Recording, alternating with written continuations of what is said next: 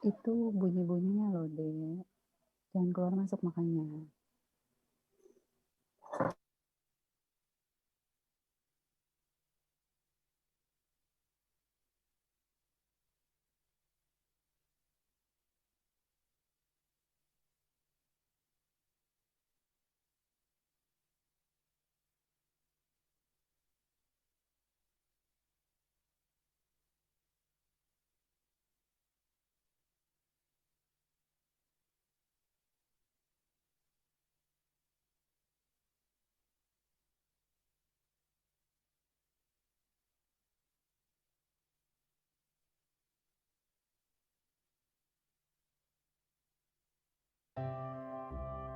Ayahku adalah seorang tukang roti.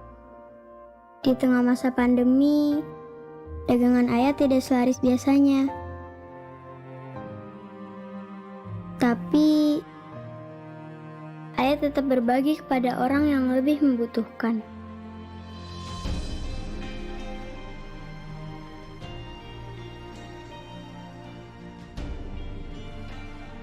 Ayah tetap menolong orang yang kesulitan.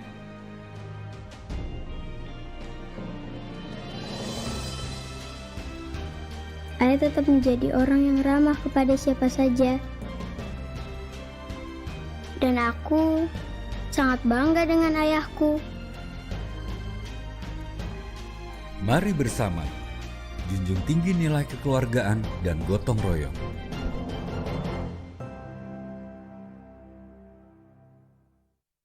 Sayur ada tahu. Bukan gitu Gus, itu gerakannya Kompak bener. Ibu, kita lagi bikin video untuk di media sosial, Bu. Oh, Sayur. Lihat deh, anak Ibu Sarah. Untungnya bukan anak kita ya. Pakai joget-joget media sosial lagi. Jadi malu. ini joget-jogetnya kayak gimana? Gak ada musik disco kan? Gak ada rambut ungu kan? Ibu mau lihat dong akun media sosial kalian. Ini, Bu. Teman-teman, kalau di luar negeri ada pesta dansa. Kalau di Indonesia ada tarian pocok-pocok. Di luar negeri ada salad. Kalau di Indonesia ada juga makanan yang enak dan juga sehat. Tenang aja, Bu. Kita tahu kok media sosial isinya beragam, tapi kita berdua memilih bikin akun yang isinya tentang keberagaman Indonesia. Nah, Ibu mau nggak bikin konten bareng kita? Masak pepes tahu? Itu? Hah? Ibu belum bayar.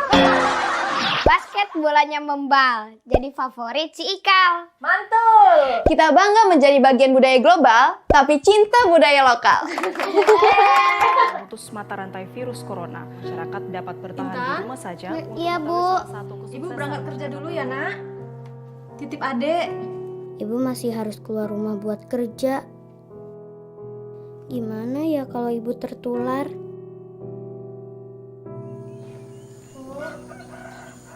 Ya.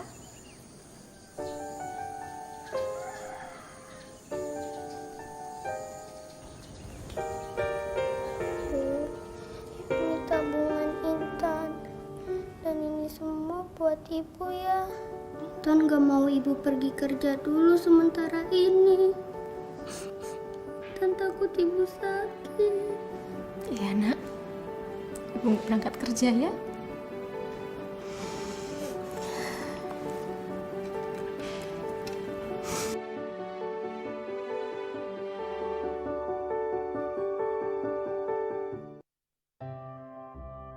Ayahku adalah seorang tukang roti. Di tengah masa pandemi, dagangan ayah tidak selaris biasanya. Tapi, ayah tetap berbagi kepada orang yang lebih membutuhkan.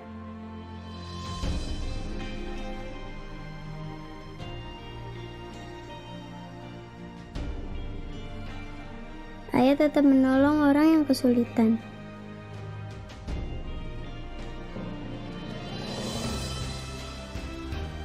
Ayah tetap menjadi orang yang ramah kepada siapa saja. Dan aku sangat bangga dengan ayahku.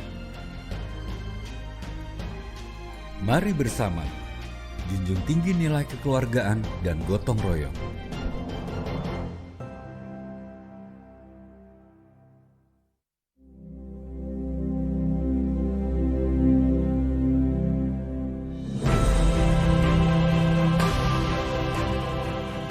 Persis seperti petani yang kerap gagal panen namun tetap menanam. Persis seperti ibu yang selalu tulus mencintai meski kerap dikecewakan. Tetap menanam, selalu tulus mencintai adalah ungkapan kepercayaan lantaran melihat harapan. Apakah tidak akan dikecewakan? Tidak ada jaminan, karena kita bukan satu-satunya penentu masa depan.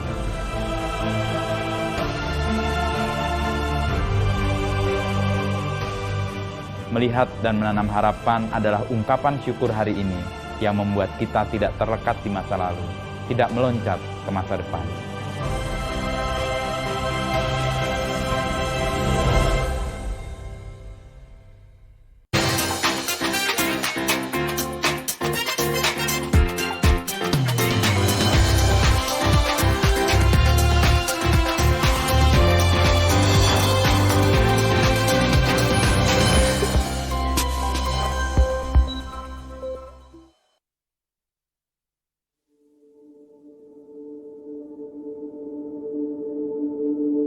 Siapa tak rindu suasana akrab dan penuh kebersamaan di kantor? Namun kini semua tak lagi sama. Pandemi COVID-19 memaksa kita keluar dari kebiasaan lama dan beradaptasi dengan tatanan normal yang baru. Sudah siap?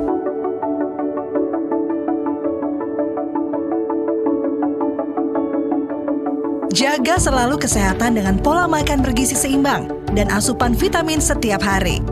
Pantau kondisi kesehatan diri dengan mengisi e-form self-assessment risiko COVID-19 di laman mykg.id setiap sebelum berangkat bekerja. Lindungi diri sendiri dan orang lain dengan mengenakan masker saat beraktivitas di luar rumah. Kompas Gramedia berkomitmen bahwa kesehatan karyawan adalah yang utama. Protokol kesehatan memasuki area perusahaan diterapkan untuk menjaga kesehatan kita semua. Perusahaan telah menyediakan wastafel di area pintu masuk untuk mencuci tangan dengan sabun dan air mengalir, atau dapat pula menggunakan cairan hand sanitizer sebagai awal rangkaian proses disinfeksi. Selanjutnya, pengecekan suhu tubuh dan pembersihan melalui bilik disinfeksi dilakukan untuk memastikan setiap karyawan yang bekerja di kantor dalam kondisi sehat dan bersih. Karyawan atau tamu dengan suhu di atas 37,3 derajat Celcius setelah pengukuran sebanyak 2 kali, serta yang memiliki gejala sakit seperti batuk, pilek, dan sesak napas, tidak diperkenankan memasuki gedung. Khusus tamu, setelah melalui rangkaian proses disinfeksi, diwajibkan mengisi formulir self-assessment di area resepsionis. Untuk menjaga keamanan dan kenyamanan bersama, patuhilah aturan jarak fisik antara 1 hingga 1,5 meter dari arah manapun, seperti ketika berada di eskalator, mengantre masuk lift, dan berada di dalam lift. Juga di fasilitas kantor lainnya seperti area ATM, toilet, pantry, hingga ruang laktasi.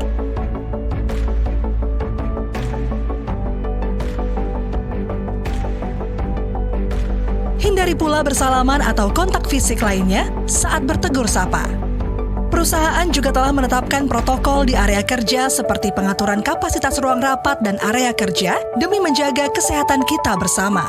Untuk menjaga higienitas, perusahaan tidak menyediakan peralatan makan di pantry. Mari membawa bekal serta peralatan makan dan minum pribadi dari rumah, juga tidak saling berbagi makanan.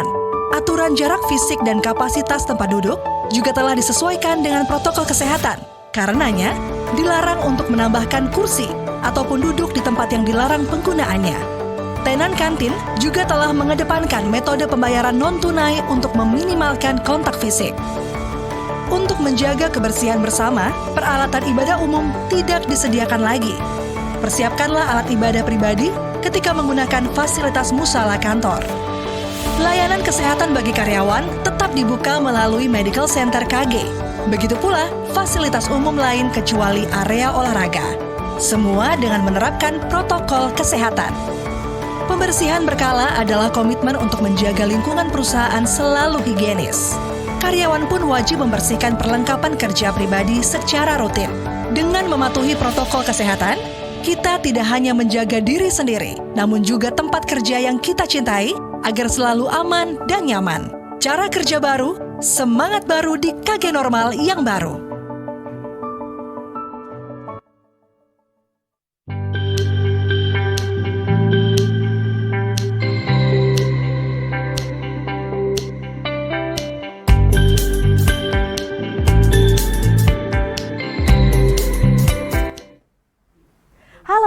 Kompas.com, selamat sore semuanya. Senang sekali pada sore hari ini saya Cynthia Rompas kembali menemani kalian secara live melalui aplikasi Zoom di program K-Talk.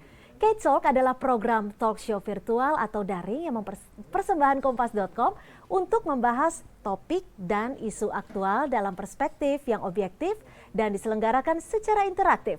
Nah, edisi K-Talk kali ini spesial bersama Kementerian Pendidikan Kebudayaan Puspeka. Pendidikan karakter tidak boleh terhenti meski di masa pandemi, karena karakter baik menjadi fondasi dasar dalam perkembangan anak. Tidak hanya menjadi fondasi dasar, karakter mulia juga menjadi modal penting anak dalam mempersiapkan masa depan seiring dengan akademik dan juga kompetensi. Dalam membangun karakter baik, karakter Pancasila tentu saja bukan saja menjadi tanggung jawab sekolah atau pemerintah. Keluarga memiliki peran besar dan juga peran yang sangat penting dalam pembentukan ini sejak usia dini. Mengingat keluarga menjadi sekolah pertama dan yang utama bagi anak. Dan sahabat Kompas.com menghadapi tantangan besar globalisasi, era digital, intoleransi bahkan hingga hoax. Peran keluarga menjadi pendidik dan pembentuk karakter Pancasila perlu makin diperkuat. Perbincangan sore hari ini akan membahas tantangan pembentukan karakter di masa kini, penguatan peran keluarga, serta berbagi strategi, juga edukasi dalam membentuk karakter pelajar Pancasila khususnya dari rumah. Oh ya, sebelum kita memasuki sesi talk show, sore hari ini kita juga akan bagi-bagi hadiah loh. Khususnya untuk sahabat Kompas.com, yaitu untuk penanya terbaik selama live Zoom berlangsung. Ini hadiahnya menarik dan caranya simple banget. Hanya tulis pertanyaan di kolom Q&A dan ada 3 orang yang beruntung akan mendapatkan hadiah berupa saldo elektronik dengan total hadiah sebesar Rp600.000. Untuk penanya terbaik akan diumumkan di akhir sesi loh di sore hari ini. Jadi tetap bersama kami ya. Dan sahabat Kompas.com, sore hari ini juga sudah ada 2 narasumber yang akan bergabung bersama K-Talk. Kita sapa langsung yuk, sudah ada aktris yang juga ibu dari 4 orang anak. Halo Mbak Mona Ratuliu. Selamat sore Mbak Cynthia, selamat sore semuanya. Selamat sore, tetap cantik. Dan Mbak Mona Ratuliu ini selain tetap aktif, tapi juga sangat concern dengan pola asuh keempat anak ya Mbak Mona. Thank you udah bergabung. Ya, Dan selain Mbak Mona Ratuliu, sudah ada juga narasumber pada sore hari ini, Ibu Sri Lestari Yudiarti, analis pendidikan pusat, penguatan karakter, Kementerian Pendidikan dan Kebudayaan, atau yang biasa disapa dengan Mbak Yuni. Selamat sore Mbak Yuni. Sore Mbak Cynthia, sore Terima semuanya. kasih Mbak Yuni sudah boleh Apa kabar, bergabung. Mbak? Iya, sore Makasih hari juga. ini kita memiliki tema pola asuh karakter Pancasila. Masihkah penting di era global? Nah, sudah ada 2 narasumber, langsung aja yuk kita tanya sama kedua narasumber yang hebat ini. Saat ini kan Mbak Mona dan Mbak Yuni kita sering membaca ya, bahkan ada di media-media berbagai isu terkait intoleransi, ada juga isu hoax, bahkan sampai korupsi. Ini juga informasinya sangat marak. Sebagai pendidik dan juga orang tua, bagaimana sih tanggapan terkait hal ini? Ada nggak sih kekhawatiran? Mungkin ke Mbak Mona terlebih dahulu? Kalau khawatir sih pasti ya Mbak Cynthia ya, karena walau bagaimanapun anak-anak kita, apalagi anakku ada yang usianya sudah 17 tahun, pastinya juga sudah mulai masuk ke sosial media gitu, banyak sekali informasi-informasi yang bisa dia dapat di sana, yang kita juga belum tahu kebenarannya, sementara kita aja yang dewasa masih suka ngos-ngosan gitu yang menyaring yang mana berita yang benar, yang mana hoax gitu. Pastinya anak-anak juga merasakan yang sama gitu. Jadi ya kekhawatiran sih pasti ada ya, pasti ada. Yuni nih sebagai analis, bagaimana melihat banyak orang tua yang sebenarnya khawatir dengan intoleransi, hoax, dan korupsi yang memang saat ini merajalela. Tanggapan Mbak Yuni mungkin terkait hal ini? Kalau berita negatif sih ya Mbak, apapun itu, terutama yang sekarang makin kenceng gitu ya, makin rame, dan apalagi nih ditambah sekarang kan teknologi komunikasi udah sedemikian canggihnya ya, nggak cuman kita yang di perkotaan gitu, tapi juga di pelosok-pelosok itu udah luar biasa. Jadi sudah sedemikian masif, banyak tak terbendung nih kalau keluarga itu nggak pinter-pinter, ini luar biasa Mbak Cynthia dan Bapak Ibu semua ya, peserta Zoom pada sore hari ini ya. Saya sih ngelihat ini ada disharmoni gitu, sama lemahnya peran edukasi semua saja elemen masyarakat Mbak Cynthia. Nggak cuma keluarga, tapi juga sekolah, masyarakat, untuk sama-sama membelajarkan ya. Membelajarkan, tadi Mbak Mona sampaikan kan, kita sendiri kadang ngos-ngosan gitu ya, milih-milih, milah mana berita yang benar, mana yang hoax gitu ya. Terus ditambah isu-isu Tapi ada intoleransi. nggak sih solusi yang ditawarkan oleh Puspeka sendiri untuk menghadapi fenomena ini, Mbak Yuni? Kalau Puspeka ya, kita sebagaimana Kemdikbud ya, Kementerian Pendidikan dan Kebudayaan melihat nih, intoleransi itu salah satu dari 4 isu kritis sih Mbak Cynthia, di bidang pendidikan yang pengen segera dituntaskan gitu. Setidaknya dikurangi karena udah makin kuat ya, makin masif, skalanya makin gede gitu. Selain intoleransi itu ada isu lain, itu adalah perundungan segala bentuknya, kemudian kekerasan seksual dan penyalahgunaan narkoba sih Mbak, karena angkanya itu terus naik dari tahun ke tahun, modusnya makin halus, makin nggak kentara. Nah, pusat penguatan karakter ya, yang Mbak Cynthia tadi singkat sebagai Puspeka, punya mandat nih Mbak, sebagai unit kerja baru nih di Kemdikbud untuk menguatkan gitu sesuai namanya ya, pusat penguatan karakter, pekerjaan-pekerjaan pendidikan karakter yang sudah dilakukan sih Mbak oleh kementerian, baik Kementerian Pendidikan dan Kebudayaan sendiri maupun lembaga negara lain. Gitu kan sudah masuk tuh di kurikulum ya, kemudian kegiatan-kegiatan ekstrakurikuler. Nah, kami tuh punya mandat untuk lebih menguatkan itu semua. Ya, Dan jadi Puspeka ya, memang punya mandat untuk menguatkan karakter. Kalau dari keluarga sendiri, Mbak Mona, ada tidak solusi untuk mengatasi hal ini? Jika memang Mbak Mona punya solusinya, mungkin bisa di-sharing ke sahabatkompas.com. Tentunya ada usaha-usaha sih yang kami lakukan sebagai keluarga ya, tapi kalau solusi kami sih sebenarnya sebagai orang tua juga pastinya masih mencari-cari apa solusi yang terbaik, karena walau bagaimanapun media sosial, kemudian informasi-informasi yang masif lewat internet yang terkait dengan yang sedang heboh sekarang, intoleransi, hoax dan lain sebagainya, itu kan memang baru ramai belakangan ya. Kami juga masih tergagap-gagap belajar, tapi yang bisa kita lakukan sama keluarga sih sering berdiskusi sama anak-anak, sering berdiskusi tentang isu-isu yang terkini, kemudian bagaimana caranya mencari berita yang bagaimana membedakan yang mana hoax, yang mana yang berita yang oke. Itu kita sering terjadi diskusi sih sama anak-anak, dan sekarang anak-anak sih mulai juga semakin paham sih bagaimana memfilter berita-berita yang bisa dipercaya, yang mana yang enggak, terus bagaimana menghadapi perundungan. Mereka juga sedang berproses pastinya ya, tapi sudah mulai semakin progres dan semakin baik. Pastinya orang tua perlu terus mendampingi. Iya, jadi diskusi yang diutamakan. Mbak Mona, tapi kan sekarang ini pembelajaran dari rumah. Semua aktivitas bisa dikatakan hampir 70% dilakukan di rumah, termasuk cara belajar mengajar sistem pendidikan. Kalau Mbak Mona sendiri, tantangannya sebagai seorang ibu, apa saja tantangan yang ditemukan selama pembelajaran jarak jauh ini, Mbak Mona? Wah, tantangannya sih luar biasa ya, walau bagaimanapun biasanya mungkin 100% gitu ya proses belajar, gurunya nggak 100% lah, 80% ya, sisanya 20% mungkin ada tugas-tugas PR-PR di rumah. Tapi sekarang juga banyak banget anak-anak dengan waktu di rumah, kemudian belajar dengan jaringan pastinya yang terbata-bata. Tantangannya yang paling seru sih jaringan ya, nomor 1. Nomor 2 sebenarnya bagaimana kita orang tua bisa ikutan mendampingi anak-anak, sementara kita sendiri juga kadang-kadang juga minim nggak tahu caranya gimana ya mendampingi anak-anak sebagai gurunya yang baik. Kadang-kadang emosi juga, mesti membagi kegiatan dan tanggung jawab dengan sekolah dari rumah. Jadi PR-nya banyak ya, semakin banyak PR di rumah. Tapi ke Mbak Mona lagi nih, kalau untuk membangun karakter anak, ada nggak tips atau peran keluarga dalam membangun karakter anak ini? Khususnya mungkin pola asuh dalam karakter penguatan Pancasila.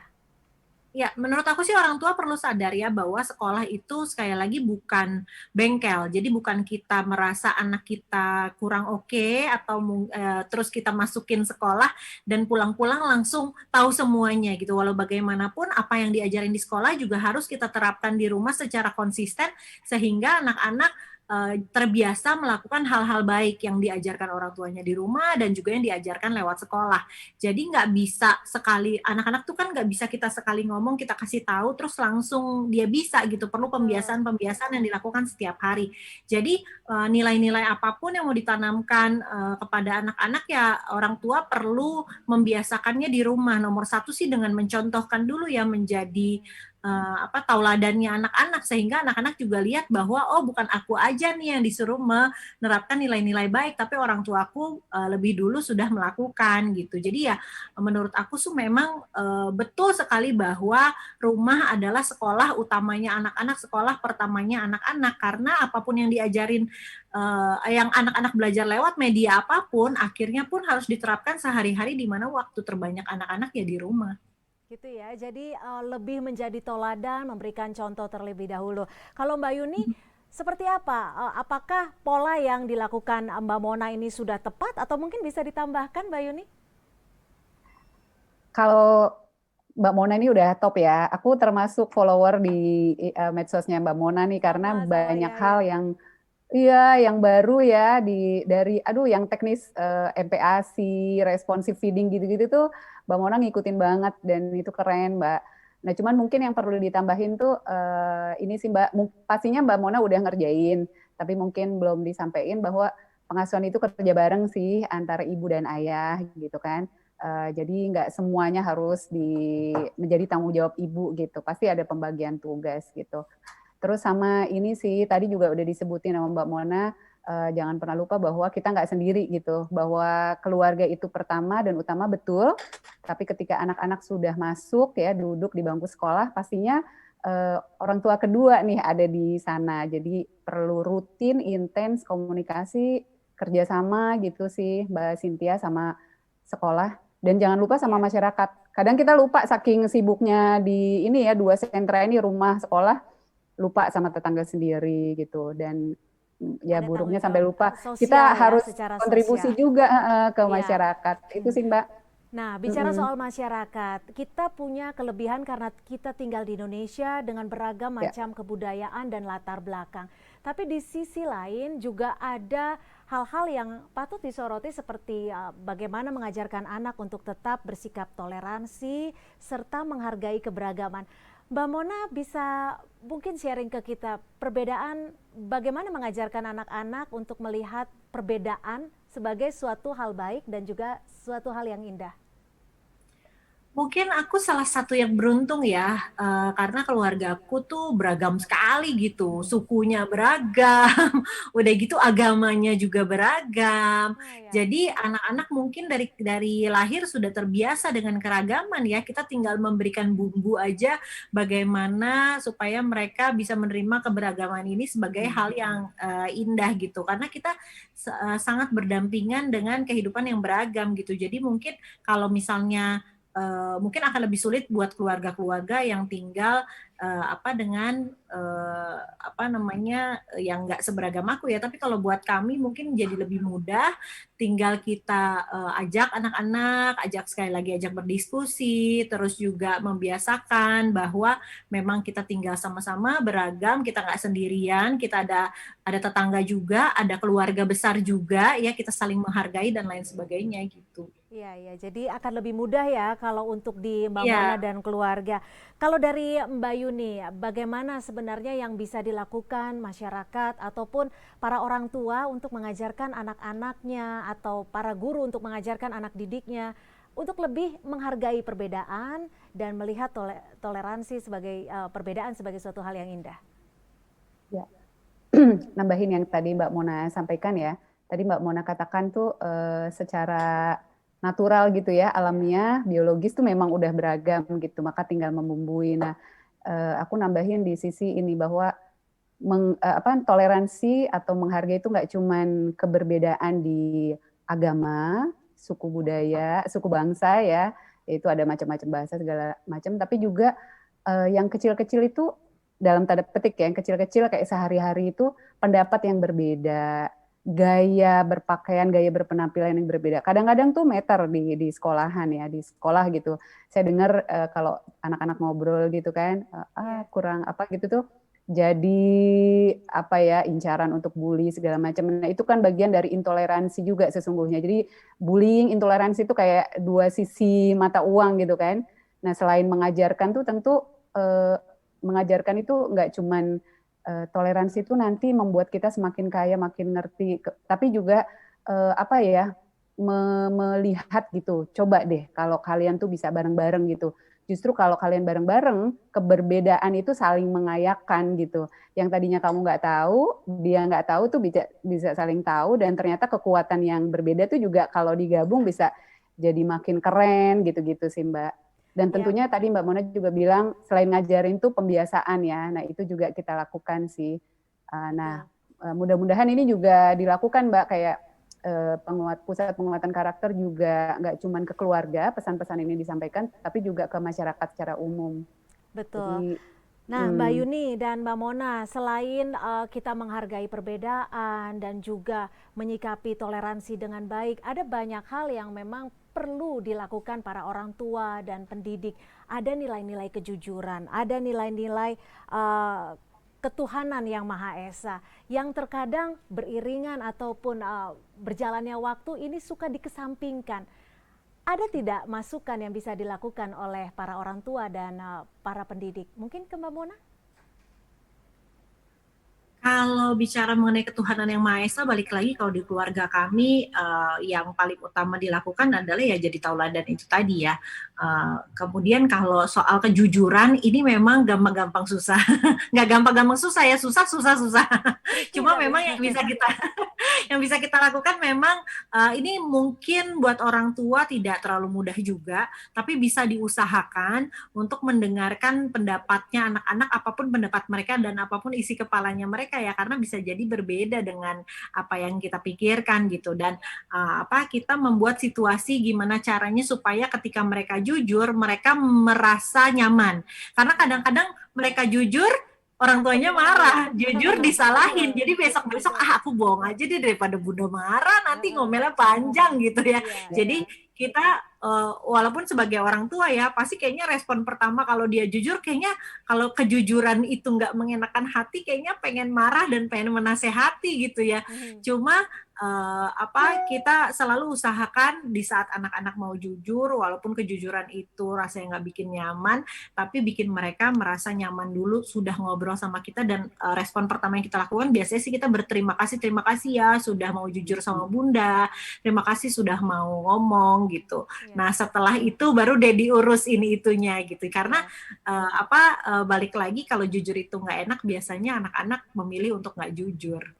Berarti menyikapinya dengan menerima terlebih dahulu ya Mbak Mona ya, bahwa meskipun sulit, meskipun pingin marah, tapi menerima hal positif, kejujuran sebagai hal yang positif.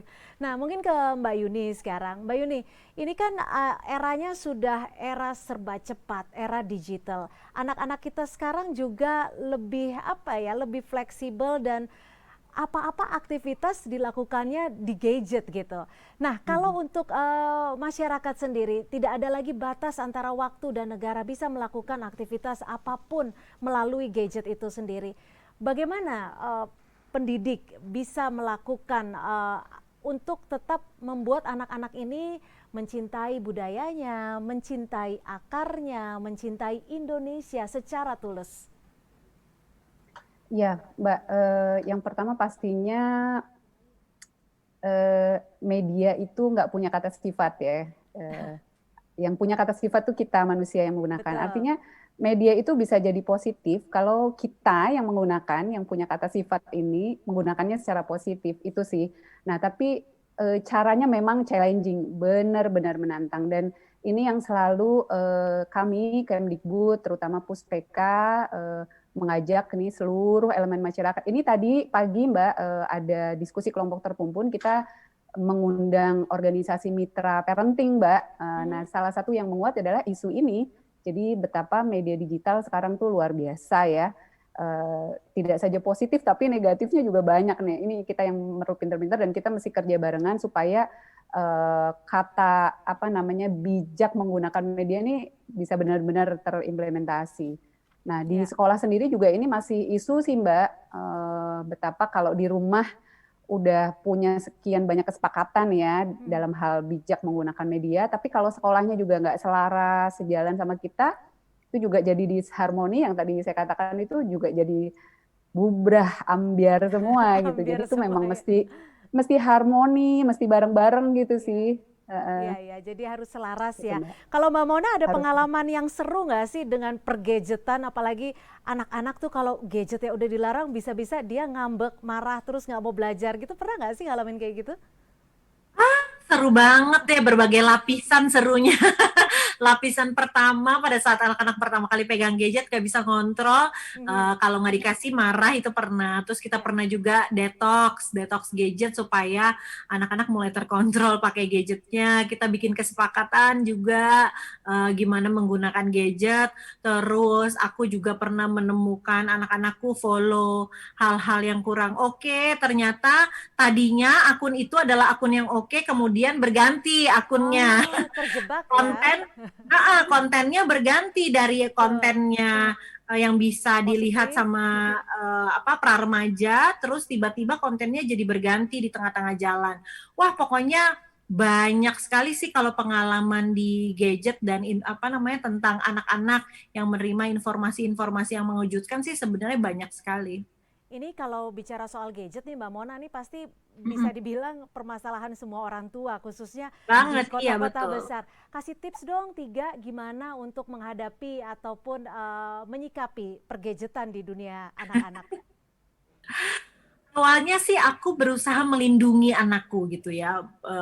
Kayak misalnya kalau misalnya anak-anak punya akun sosial media juga harus ada di handphoneku gitu. Wah, aku cekin terus dan lain sebagainya. Nah, waktu itu Mima sih anakku yang pertama usianya masih sekitar 14 tahun ya. Tapi sekarang kan juga udah umur 17, nggak mungkin juga aku perlakukan seperti anak-anak gitu. Jadi akhirnya aku menemukan bahwa ya ini memang bukan cuma anaknya yang bisa kita lindungi, karena kita nggak mungkin melindungi anak kita 24 jam juga gitu. Anaknya juga memang harus distimulasi untuk bisa melindungi diri sendiri.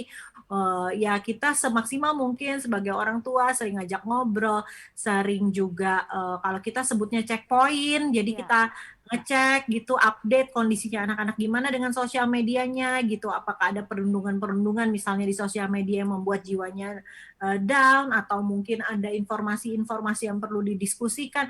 Itu sih kita secara reguler kita cek terus ya, tapi ya balik lagi yaitu memang tidak mudah sih sebagai orang tua membimbing anak-anak dengan gadgetnya, dan benar kata Bu Yuni bahwa memang menerapkan menggunakan media sosial, menggunakan internet dengan bijak itu bukan hal yang mudah. Kita semua masih sama-sama belajar, tapi minimal walaupun nggak sempurna ya, karena nggak ada orang tua yang sempurna juga ya, tapi kita selalu usahakan untuk mendampingi anak-anak. Ya, artinya memang harus bisa dibilang harus intens memperhatikan dunia maya, khususnya bagi anak-anak. Nah, kalau tadi bicara soal pergadgetan atau dunia media sosial, pendidikan karakter ini pastinya juga tidak bisa dilakukan secara instan dalam jangka waktu yang sangat singkat. Mungkin bisa dibagikan tips ataupun strategi yang harus diperhatikan agar pendidikan karakter, internalisasi nilai ini sekiranya bisa berhasil gitu, Mbak Mona?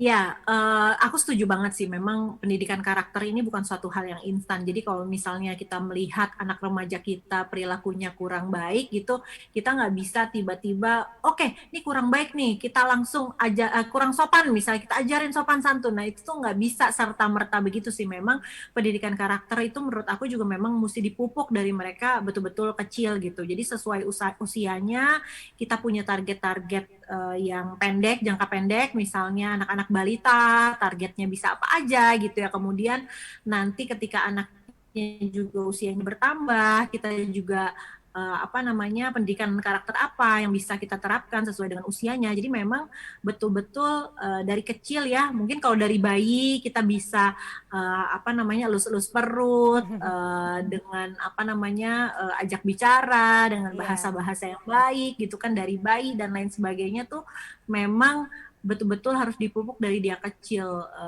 Nanti ketika dia besar kita jadinya tinggal panen gitu, nggak tiba-tiba kita merasa udah remaja nih perlu diajarin A, B, C, D, E, itu tuh kayaknya agak kurang efektif ya. Lebih efektif memang kalau misalnya kita menanamkan pendidikan karakter itu sejak mereka kecil. Ya, jadi pendidikan karakter nggak bisa instan, mesti dilakukan sejak dini gitu ya Mbak Mona. Nah Mbak Mona dan Mbak Yuni, mungkin ke Mbak Yuni terlebih dahulu. Ini kan masa pandemi adalah masa pembelajaran bagi setiap lapisan masyarakat, dari masyarakat terendah bahkan sampai pemerintah sekalipun. Ini adalah hal yang patut dipelajari. Kalau melihat pandemi, apa sih yang bisa kita petik Mbak Yuni khususnya sebagai analis pendidikan? Ya Mbak, mungkin bicara di tingkat keluarga dulu ya, karena dengan pandemi ini buat saya pribadi ya, ibu rumah tangga yang biasanya bekerja itu dari pagi keluar rumah, sore menjelang maghrib baru sampai, yaitu benar-benar berkah buat saya sih. Jadi seneng gitu bisa lebih akrab sama anak-anak, dan karena lebih sering bersama ya di rumah saat pandemi ini, tentunya buat kami keluarga tuh pembelajarannya adalah kami merasa nih makin terasa. Dulu tahu bahwa bersama itu enak, tapi sekarang kayak merasa semakin penting banget gitu, karena ketika bersama tuh kita jadi lebih peduli sama satu sama lain gitu. Ya kakaknya punya kelebihan apa, adiknya apa, itu bareng-bareng ngerjain sesuatu project gitu ya, atau tugas sekolah dikerjain bareng-bareng, itu luar biasa buat saya, dan rasanya banyak keluarga lain juga merasakan hal yang sama. Kalau buat masyarakat ya, mungkin saya sebagai bagian dari masyarakat, pandemi itu membelajarkan satu Mbak, mengungkap ya sebenarnya siapa kita sebenarnya. Kita sekian bulan di rumah, apa sih yang udah dikerjain gitu, positif enggak gitu. Kalau misalnya baca misalnya kan, kalau pas lagi senang sudah berapa banyak buku, kalau nulis sudah berapa tulisan kayak gitu-gitu ya. Jadi benar-benar mengungkap nih siapa diri kita sebenarnya ketika pandemi ini gitu.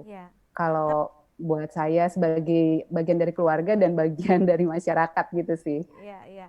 Tapi ada hambatan atau kesulitan yang ditemukan sebagai seorang ibu yang tadinya sebelum pandemi harus beraktivitas setiap hari, keluar rumah, ke kantor. Ada tidak hambatan ataupun kekurangan yang ditemukan semasa pandemi ini, Mbak Yuni?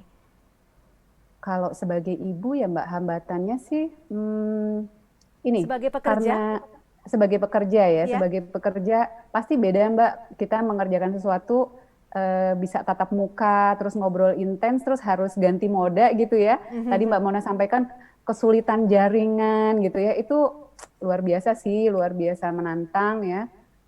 Tapi ya mau nggak mau, bagaimana lagi gitu. Terus harus dihadapi ya. Harus dihadapi. Kalau soal saya sebagai ibu pekerja sih, itu sih Mbak tantangannya. Betul. Nah, kalau Mbak Mona, kalau Mbak Mona, gimana Mbak Mona pengalamannya semasa pandemi ini? Kan sudah bisa dikatakan tahun 2020 begitu besar pembelajaran yang kita hadapi. Apalagi Mbak Mona baru saja memiliki bayi yang cantik, Baby Numa. Apa kabar Baby Numa, udah bisa apa nih? Nah, pembelajaran udah bisa berangkak ya, nggak terasa ya. Nah, pembelajaran seperti apa yang bisa dipetik dari pandemi ini, khususnya untuk Mbak Mona dan keluarga?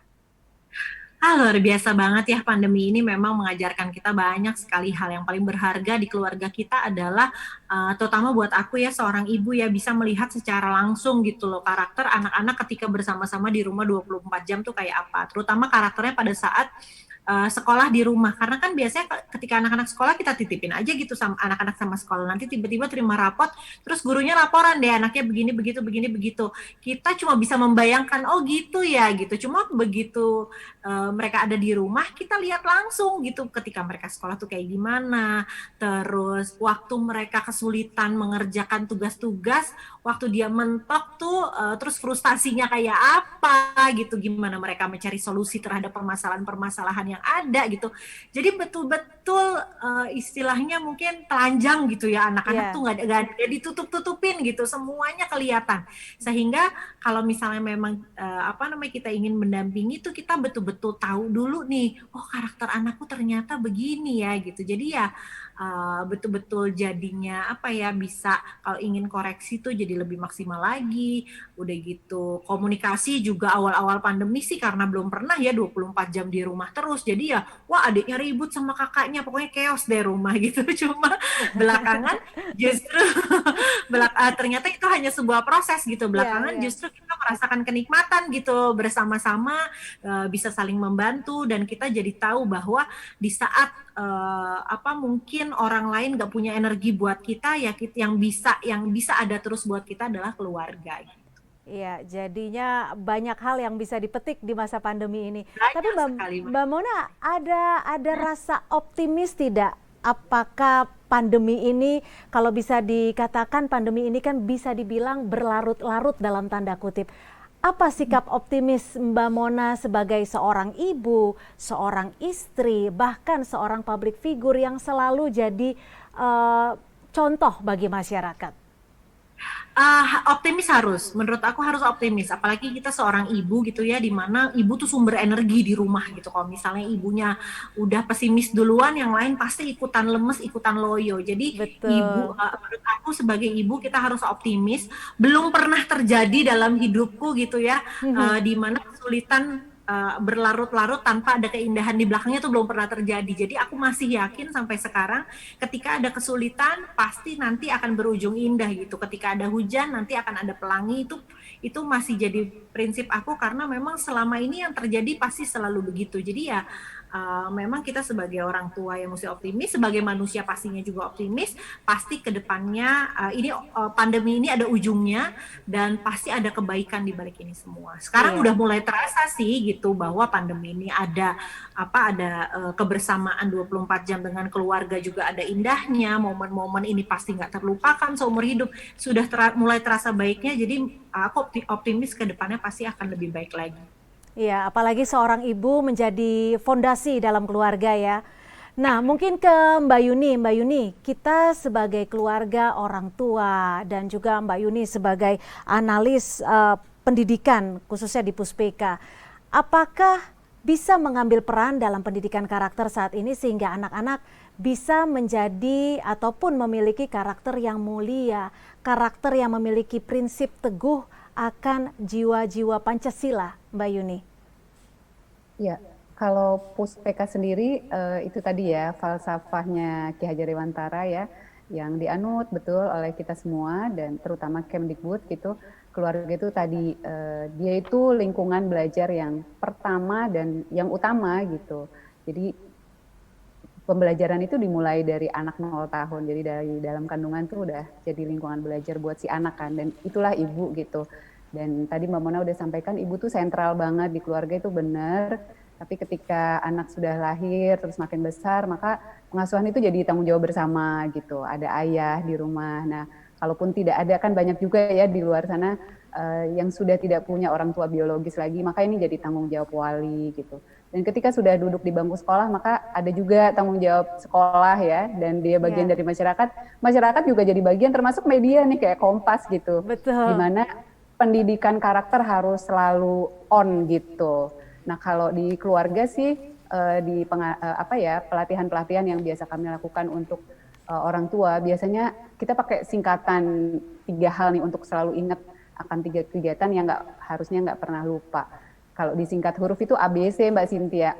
Jadi ajarkan, biasakan, dan contohkan gitu. Jadi yang terakhir itu contohkan bukan berarti nggak penting ya, tapi contohkan itu penting, tapi nggak cukup. Kalau hanya contohkan perlu dibiasakan, konsisten, bukan hari ini iya, besok enggak gitu, tapi konsisten dan tentu saja mengajarkan sih dalam segala usia. Anak-anak sebenarnya sudah bisa dipahamkan dengan cara dan bahasa, kemampuan menangkap bahasanya masing-masing. Itu sih yang kita sampaikan Mbak, supaya kita semua selalu ingat keluarga harus kerja bareng juga dengan Betul. sekolah dan masyarakat. Jadi harus rutinitas yang baik, rutinitas positif, nilai-nilai yang Betul, baik itu benar. harus dilakukan secara intens dan tidak berubah ya, karena Betul. ada pepatah juga mengatakan bisa karena terbiasa, dan tentunya masyarakat Betul. semua lapisan memiliki peran masing-masing untuk mendidik generasi muda. Nah, Mbak Yuni dan Mbak Mona, kita sekarang banyak sekali pertanyaan dari sahabat kompas.com nih, kayaknya listingnya udah nggak kehitung. Kita coba ya pertanyaan dari sahabat kompas.com. Ini ada dari Cahyaningsi. Mam, mau tanya dong bagaimana caranya menerapkan nilai Pancasila sederhana ke anak, apalagi anak sekarang yang pegangnya gadget. Kadang agak susah menurut aku, nyuruh anak belajar aja ampun susahnya. Mbak Mona mungkin bisa dibantu jawab? Sebenarnya menurut aku gadget nggak semuanya negatif, positifnya juga banyak. Kalau kita mau ajarin anak-anak yang berdampingan dengan gadgetnya juga bisa banget. Misalnya nilai Pancasila nih yang mana dulu nih ya. Misalnya peduli sosial gitu kan, banyak banget aktivitas sosial juga di sosial media. Bahkan kita sendiri bisa membuat aktivitas sosial di sosial media gitu. Kayak aku pun terkejut gitu ya, ternyata anakku ya biasa ya, anak-anak biasanya urusan teknologi nih lebih jago gitu, dan anakku yang pertama yang 17 tahun tuh udah banyak sekali mensosialisasikan banyak kegiatan sosial. Kalau dia sekarang lagi fokusnya sama mental health, dia sudah mulai menemukan bahwa oh ternyata sosial media ini nggak cuma bisa dipakai buat eksis, tapi bisa juga dipakai untuk banyak hal yang positif gitu. Nah, ketika kita orang tuanya mau mendampingi, sebenarnya bisa juga berdampingan dengan gadget gitu. Terus misalnya kemandirian gitu ya, ya udah misalnya bikin jadwal gitu di rumah, jadwal harian, misalnya jam sekian ngapain, jam sekian ngapain. Mungkin ada anaknya udah besaran dikit, bisa dikasih tanggung jawab kecil, misalnya cuci piring gitu dan hal lainnya. Yang simple ya. Di timer di gadget kan, kalau misalnya takut lupa gitu bisa di set di gadgetnya, ada alarmnya ya kan untuk melakukan kegiatan-kegiatan harian, kegiatan dan tanggung jawab hariannya kayak gitu misalnya. Jadi sebenarnya bisa kok berdampingan gadget, karena gadget itu kan sebenarnya diciptakan untuk membantu kita loh gitu. Jadi kita bisa membantu anak-anak juga berdampingan dengan gadgetnya. Menurut aku sih gitu. Iya ya. Jadi bagaimana melihat gadget ini dimanfaatkan untuk hal positif ya Mbak Mona ya? Betul sekali, betul sekali. Iya. Kalau dari Mbak Yuni sendiri mungkin ada tambahan? Iya, tadi yang penanya sebenarnya sudah melakukan satu hal benar sih. Jadi orang tua itu memang nggak boleh berhenti cari cara gitu. Itu yang penting banget. Jadi tadi Mbak Mona juga udah sampaikan, media digital itu nggak selamanya negatif, tergantung kita gitu. Nah, cari cara itu salah satunya dengan bertanya. Selanjutnya kalau udah dapat jawaban, kita coba praktekin. Nah, yang kata Mbak Mona di keluarganya works gitu ya, belum tentu di keluarga yang ini bertanya ya, Bu Cahaya kalau nggak salah itu works. Tapi jangan pernah takut salah, itu sih. Jadi cari cara, dapat jawaban, coba. Oh nggak, kayaknya kurang efektif nih di rumah kita gitu, di keluarga kita, cari cara lain gitu. Dan saya yakin tuh penting banget untuk diingat bahwa anak-anak boleh pegang gadget asal ada aturan-aturan yang disepakati bersama gitu ya. Gimana, kapan gitu kan. Betul. Terus apa aja yang boleh dan apa yang enggak. Dan jangan lupa untuk memproduksi atau membuat sesuatu gitu yang tadi Mbak Mona sampaikan. Jadi nggak cuma gitu ya, konsumsi, tapi juga produksi dong gitu. Produktif Pesan-pesan ya positif. jadinya ya. Benar, jadi tetap produktif. Betul. Nah ini ada lagi pertanyaan baru nih dari Rahajeng Zuliatna. Sejak umur berapa sih kita bisa menerapkan pola asuh yang berkarakter Pancasila kepada anak kita? Dan apa aja contoh yang paling mudah untuk kita terapkan dalam keluarga? Mbak Mona mungkin? Menurut aku sih sejak kecil banget ya, sejak anak-anak kecil sekali sudah mulai bisa. Kayak Noma nih udah mulai, walaupun usia baru 6 bulan udah mulai ngotot kalau apa yang dia mau tuh harus terjadi gitu. Jadi kalau mau nenen ya nenen sekarang gitu kan. Kalau mau jalan-jalan keluar, dibawa jalan-jalan keluar, dia akan nangis sampai kita bawa keluar gitu. Cuma ya itu kan sebenarnya kita bisa menanamkan pendidikan demokratis gitu ya, untuk mendengarkan apa kebutuhannya dia gitu.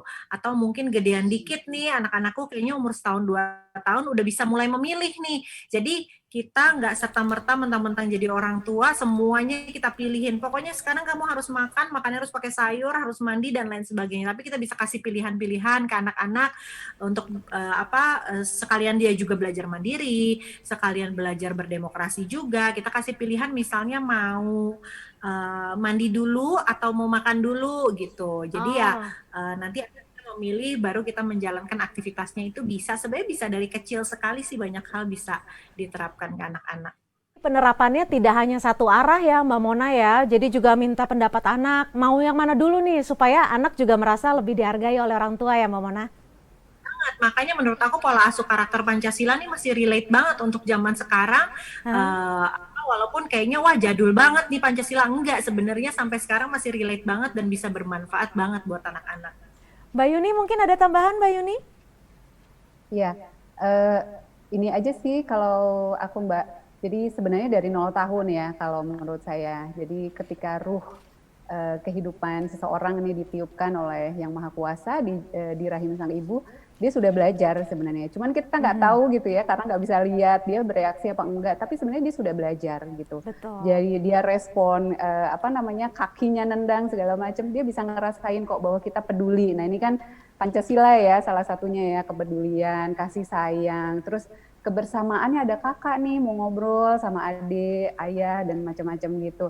Dan yang jelas ini juga sih religiusitas ya, yang beragama Islam misalnya bisa bacain ayat-ayat suci Al-Quran, atau agama yang lain misalnya baca nyanyi lagu-lagu rohani gitu ya, nggak cuman si Jan, ibunya itu ikut nyaman, tenang gitu. Itu proses belajar sih kalau menurut saya, dan itu syarat banget dengan nilai-nilai karakter Pancasila, Mbak. Lagi-lagi dari usia dini ya Mbak Yuni ya. 0 tahun. Nah, betul. Nah ini ada pertanyaan lagi, ini menarik sekali nih. Kalau tadi sudah ada 2 perempuan, ini ada Mas Edwin Cahyadi. Pertanyaannya, anak-anak zaman sekarang banyak tidak bisa lepas dari gadget, lagi-lagi gadget ya. Banyak yang tergila-gila dengan K-pop atau anime Jepang. Sehingga banyak anak sekarang yang lebih mengidolakan orang-orang dari luar dibandingkan orang-orang penting di Indonesia. Gimana ya tips agar anak-anak bisa mencintai atau mengenal pahlawan-pahlawan Indonesia? Dan adakah ide pengenalan secara kreatif? Mungkin maksudnya yang lebih mudah diserap oleh anak-anak. Mungkin sekarang ke Mbak Yuni terlebih dahulu sebelum ke Mbak Mona. Ya, makasih Mbak Sientia. Terima kasih Pak Wahyu udah gabung nih, salah satu ayah hebat Cahyadi. Nih. Oh sorry Pak Edwin. Iya.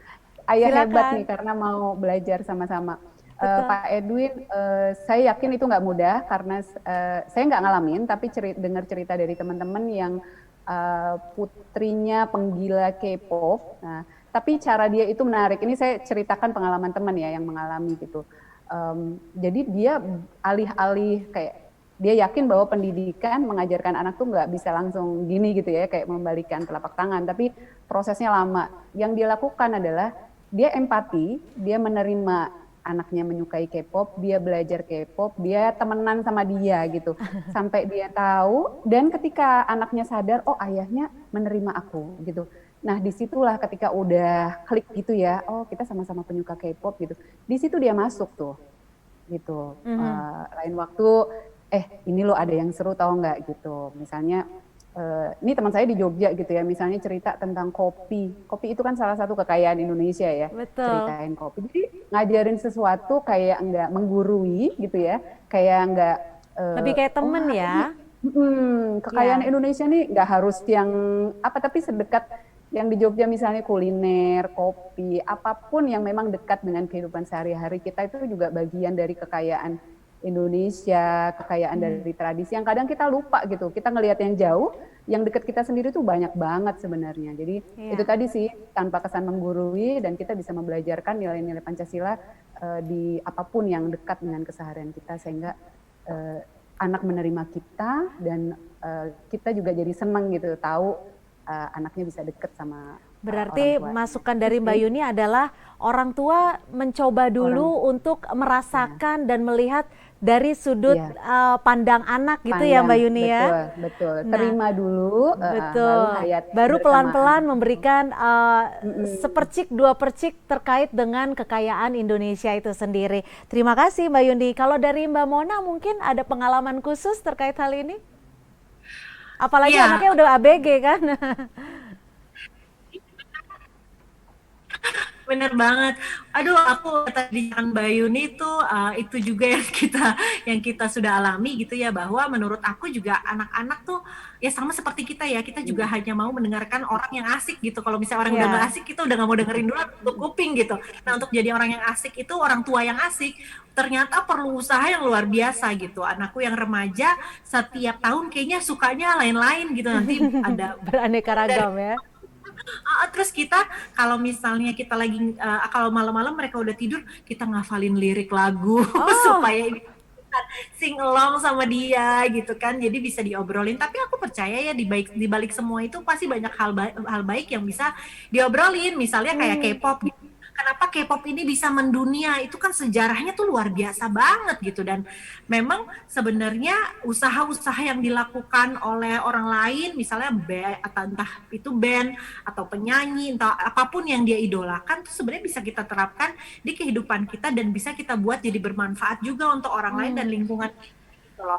Jadi bisa sih sebenarnya mengajak anak-anak untuk mengembangkan kebudayaan, mencintai Indonesia, mengembangkan Indonesia itu sendiri gitu lewat hobinya dia. Kemudian sari-sari baiknya diambil, bisa juga kita ajak untuk kita terapkan di kehidupannya gitu, di lingkungannya gitu. Jadinya bukan cuma sekedar ngefans, nyanyi-nyanyi dan joget-joget aja, tapi juga hal baiknya kalau bisa diserap juga gitu untuk bisa diterapkan untuk kehidupan Indonesia gitu. Berarti kalau dari Mbak Mona ini juga menarik nih, selain menyelami hobi ataupun kesukaan anak, tapi juga memilih, jadi menyaring dari sisi positifnya apa kira-kira yang bisa dipetik dan bisa dilakukan oleh anak itu sendiri ya Mbak Mona ya? Karena anak-anak kalau diajakin ngobrol lewat hobinya itu pasti akan lebih mudah terserap, lebih seneng, lebih semangat gitu. Jadi ya lewat hobinya itulah kita ngobrolin, kemudian baru kita obrolin hal lain gitu yang relate lewat hobinya. Begitu sih biasanya kita di rumah. Oke. Nah, ada lagi pertanyaan nih. Pertanyaannya nggak habis-habis nih Mbak Mona sama Mbak Yuni. Ini penanyanya tidak memberikan nama, tapi halo, selamat sore Mbak. Bagaimana cara mengedukasi anak tentang intoleransi dan hoax agar mereka tidak terbawa arus dan juga bisa menyaring apa yang mereka dapat di sosial media. Ini dari Anonymous Attendee. Silakan mungkin Mbak Mona dulu. Aku sih sebenarnya juga masih belajar dan ingin bertanya justru sama Mbak Yuni. Sulit-sulit ini ya?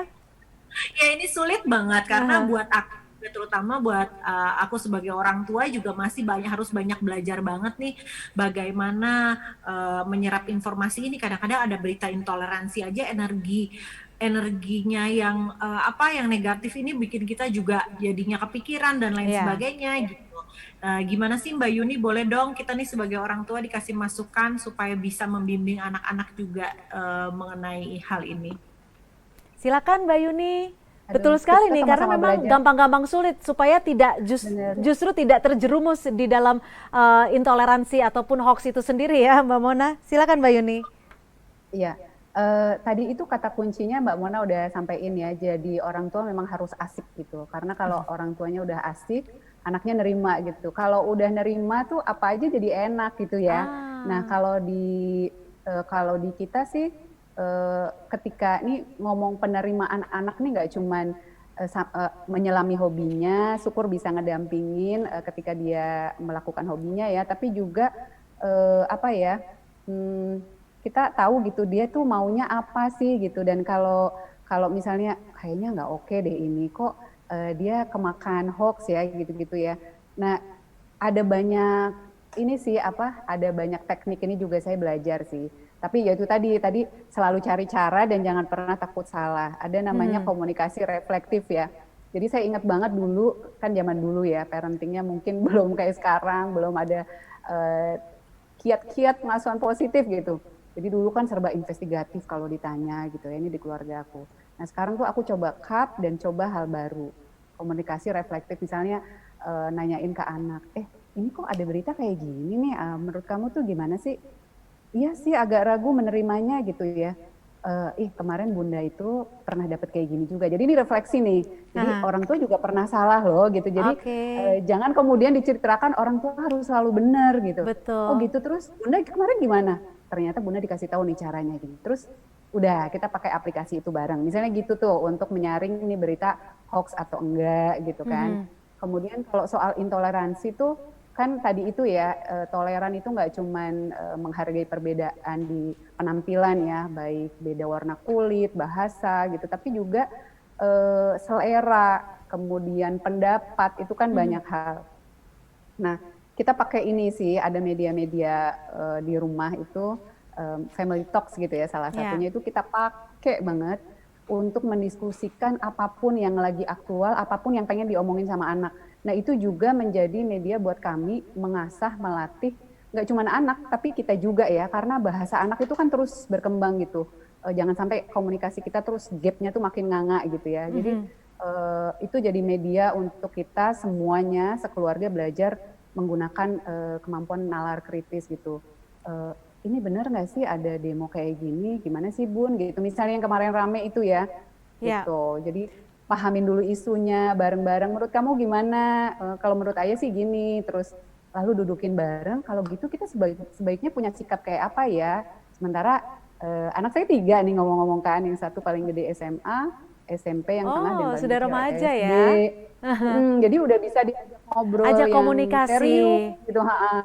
Oh oke, jadi bagusnya kita sikapnya gini. Oke, perlu demo nggak gitu. Jadi sampai kayak gitu sih Mbak. Jadi di situlah di keluarga yang dibatasi dinding-dinding itu ada ruang-ruang yang bisa banyak dipakai untuk kita mengasah, melatih diri, terutama nih konteksnya intoleransi hoax ya, itu nalar kritis sih.